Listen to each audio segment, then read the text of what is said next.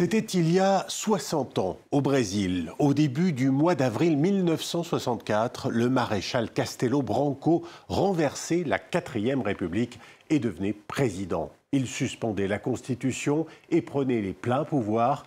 4 autres militaires se succéderont à la tête du Brésil avant de rendre le pouvoir au peuple via des élections en 1985. Il faudra attendre 27 ans pour que soit créée une commission de la vérité pour enquêter sur les crimes de la dictature. C'était en 2012, sous la présidence de Dilma Rousseff, elle-même brutalement torturée par le régime. Le Brésil mérite la vérité. Les nouvelles générations méritent la vérité. Et par-dessus tout, tous ceux qui ont perdu des membres de leur famille, des amis et qui continuent de vivre comme si on les tuait encore et encore chaque jour, eux aussi méritent la vérité. Et cette commission de la vérité a pu apporter la preuve de 434 morts et disparus. Mais durant les 21 années de répression, plus de 8000 autochtones auraient également été tués et au moins 20 000 personnes torturées. Aucun des responsables n'a été condamné à ce jour. Aujourd'hui, la dictature assez nostalgique, au premier rang desquels l'extrême droite de Jair Bolsonaro. Ses partisans, soutenus en sous-main par des militaires de haut rang, ont tenté à leur tour de reprendre le pouvoir par la force. C'était le 8 janvier 2023, une semaine après l'investiture du président de gauche, Luiz Inácio Lula da Silva. Entre nostalgie à l'extrême droite et tabou de Lula qui a interdit les commémorations officielles cette année, la dictature reste une période sombre de l'histoire du pays qui n'a pas réussi à affronter ses démons. Billet retour au Brésil, 60 ans après le coup d'État. C'est un reportage signé Fanny Leterre, Valéria Sacone et Louise Rollet.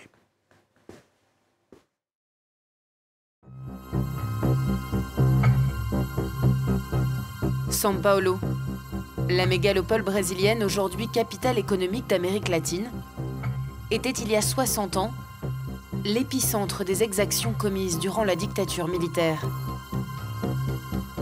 Au milieu des tours, c'est dans cet immeuble qu'au moins 6700 prisonniers politiques ont été torturés, dont 50 y auraient trouvé la mort. Ce 31 mars, des centaines de personnes sont rassemblées à son pied.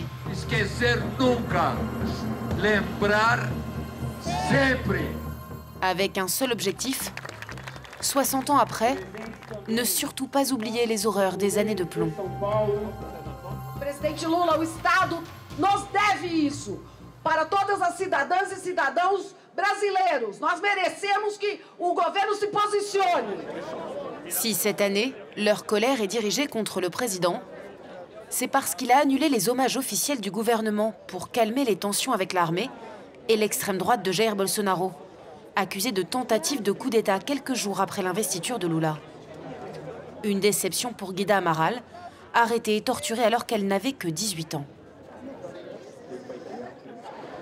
Même si j'ai voté pour Lula, je ne vais pas suivre tout ce qu'il dit.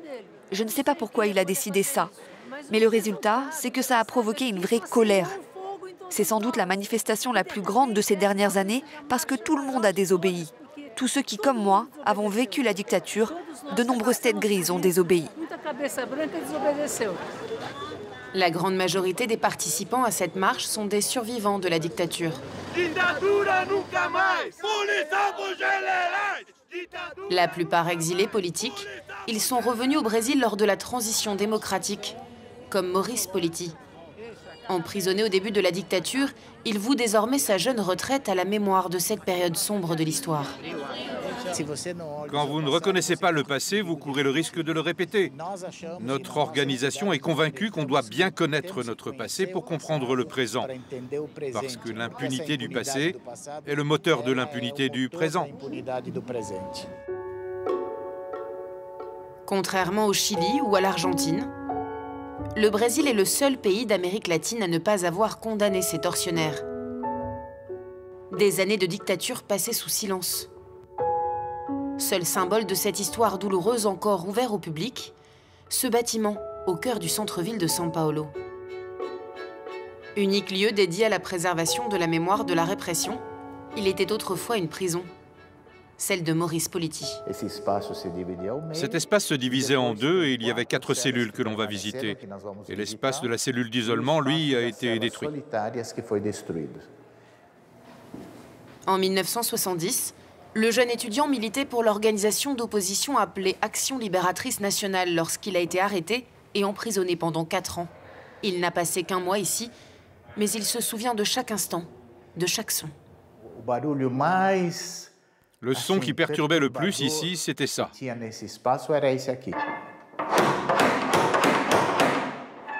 Quand on entendait ça, on savait que la porte s'ouvrait pour emmener l'un d'entre nous à l'étage pour être interrogé et torturé. Son nom est gravé à jamais sur ces murs, tout comme celui d'une autre prisonnière. Il y a une liste de femmes qui ont été emprisonnées ici, comme Dilma Rousseff, qui a été présidente du Brésil. Comme l'ancienne présidente Dilma Rousseff et Maurice, 20 000 personnes ont été arrêtées de 1964 à 1985. Des milliers d'histoires que le militant pour la préservation de la mémoire politique cherche à tout prix à transmettre aux nouvelles générations. Chaque mois, il organise une visite guidée du Doi Codi, un centre de torture clandestin qui a servi de modèle à de nombreux autres dans tout le pays. Ici, c'est la salle la plus grande où ils mettaient le pau de arara. Un instrument de torture très répandu à l'époque, utilisé sur les dissidents et les indigènes, dont voici l'unique enregistrement lors de ce défilé militaire. Quand on était suspendu, toujours nu, les hommes comme les femmes, il faut bien avoir ça en tête, quand on avait le corps basculé en arrière, qu'est-ce qui remonte? Eh bien, ce sont les parties intimes qui sont plus exposées au choc électrique. C'était donc vraiment un supplice auquel il était difficile de résister. Des souvenirs pour la plupart absents des livres d'histoire, que ces jeunes Brésiliens explorent pour la première fois. Des résistants avaient découvert que le colonel en chef vivait dans un immeuble d'un quartier non loin qui était réservé aux militaires. Quelqu'un a dit « on va poser une bombe là-bas ». Alors il a pris peur et il est venu s'installer dans le centre. On lit l'histoire dans des livres, mais on n'a pas les détails. Tout paraît distant, comme si ça avait eu lieu il y a très longtemps. Mais ça ne fait que 60 ans. Le régime militaire a laissé de nombreux survivants qui sont toujours ici et peuvent encore raconter leur histoire. On a le privilège d'avoir encore des témoins de cette période. Je trouve ça très important. Un devoir de transmission réussi est nécessaire pour ces survivants. Nous retrouvons Guida Amaral, qui participe ce jour-là à la visite. À ce moment-là, je me disais, si je ne résiste pas à la torture, je n'arriverai plus jamais à me regarder dans une glace. Depuis son retour d'exil politique en France, il y a plus de 40 ans, elle attend toujours une réparation de l'État. Il y a 3 types de réparation. La réparation psychologique, la réparation monétaire et la réparation morale.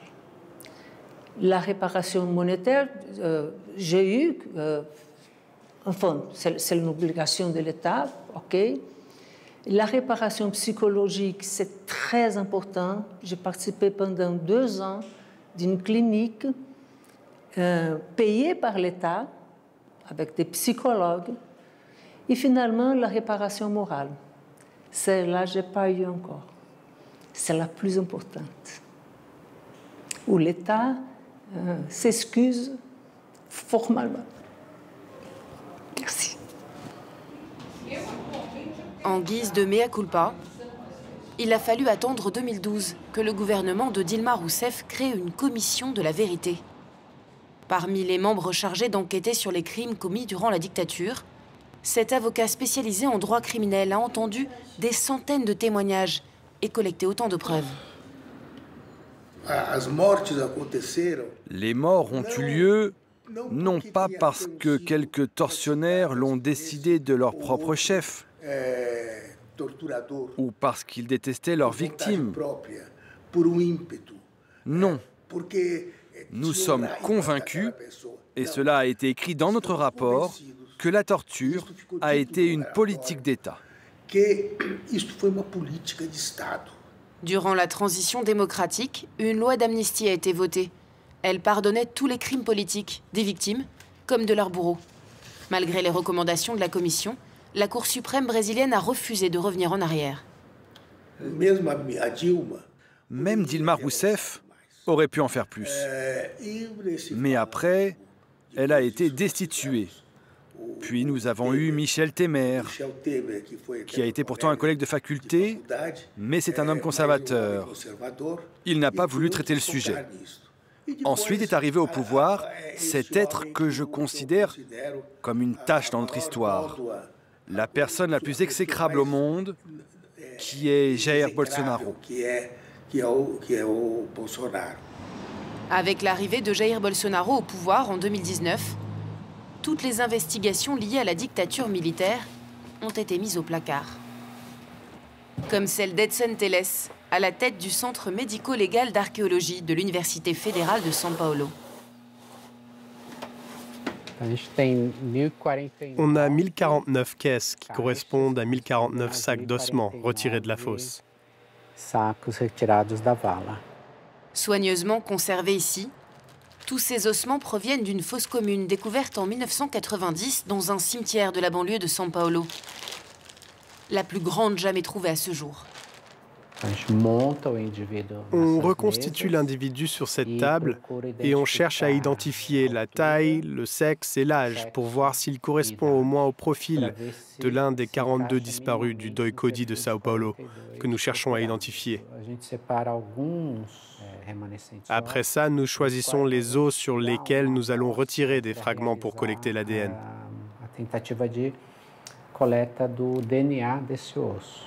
Jusqu'à présent, il n'a identifié que 2 victimes. Edson Telles en a fait le combat de sa vie. Lui-même fils de dissident torturé au Doikodi, sa famille est la seule à avoir obtenu une condamnation morale du responsable du centre de détention, le colonel Ustra. Alors lorsqu'il a vu Jair Bolsonaro ériger le tortionnaire de ses parents en héros de la patrie.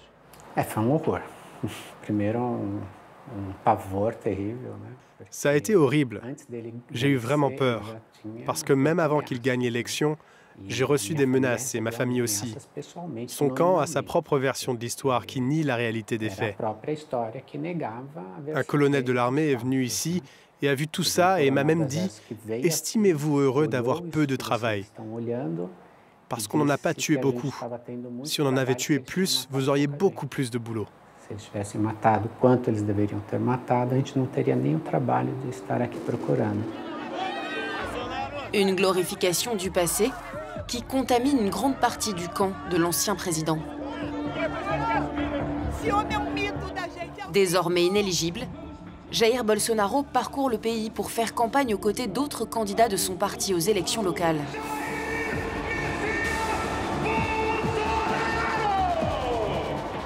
Comme ce jour-là en banlieue de Rio de Janeiro. Nostalgique assumé de la dictature militaire, nombreux sont ses fidèles qui nient même sa propre existence. Non, madame, ce n'était pas une dictature. Ça a été de l'ordre et du progrès. C'est écrit ici, sur le drapeau. Ordre et progrès. Durant ces 4 années de mandat, l'ancien capitaine de réserve a nommé de nombreux militaires au gouvernement.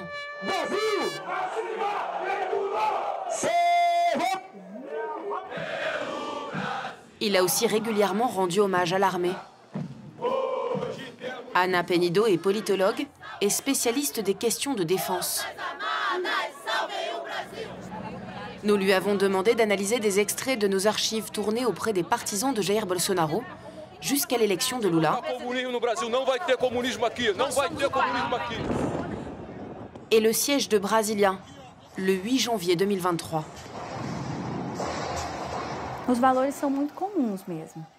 Les valeurs sont les mêmes, même si la réalité est différente. Mais l'idée, c'est de défendre l'éducation en bonne manière, la famille traditionnelle. On a vu des foules défiler pour ces valeurs dans tout le Brésil en 1964. Et récemment, ces mêmes foules ont de nouveau revendiqué les mêmes valeurs. L'idée a été adaptée, mais ils brandissent la même menace, la menace communiste, qu'ils présentent comme un ennemi intérieur. O povo quer o exército nas ruas. O povo quer que o exército tome conta do Brasil. La grande question, c'est pourquoi le peuple brésilien aime autant l'armée. Parce que l'armée n'a jamais servi à défendre le pays à l'extérieur. Elle a toujours été mobilisée pour d'autres types de missions, apporter de l'eau aux communautés éloignées, des vaccins, des urnes et aussi un candidat à la présidence. Donc dans un sens, c'était prévisible que l'armée souhaite revenir sur la scène politique et gagner une certaine forme de pouvoir. La justice brésilienne a récemment révélé l'implication de hauts gradés proches de Bolsonaro dans la tentative de coup d'État du 8 janvier. Pourtant, à gauche, on cherche plutôt à éteindre le feu. La gauche brésilienne a toujours eu une relation conflictuelle avec l'institution, qu'elle n'entend pas froisser. Au lendemain des 60 ans du coup d'État militaire, à l'agenda de Lula, une simple cérémonie d'affiliation au Parti des travailleurs. Le nazisme et le fascisme sont revenus avec une telle force que nous devons nous préparer. Nous préparer à quoi? Nous préparer à garantir la survie de la démocratie.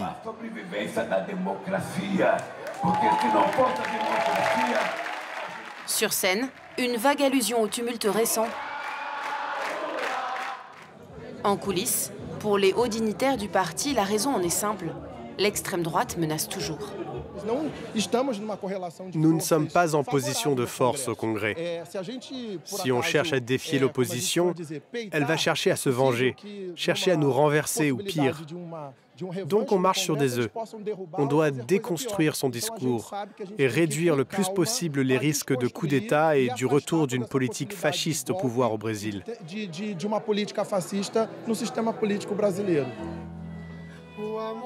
Début avril, pour la première fois depuis la restauration de la démocratie, le ministère des Droits de l'Homme a reconnu publiquement les violations des droits des peuples autochtones durant la dictature militaire, qui avait fait plus de 8000 victimes indigènes. Une première réparation collective qui ouvre la voie à de nombreuses autres pour que le Brésil n'oublie plus jamais son passé.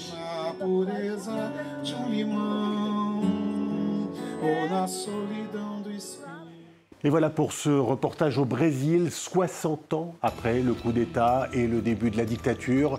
Un reportage que vous pourrez retrouver sur france24.com. Je vous dis à très vite pour un nouveau numéro de Billets Retour.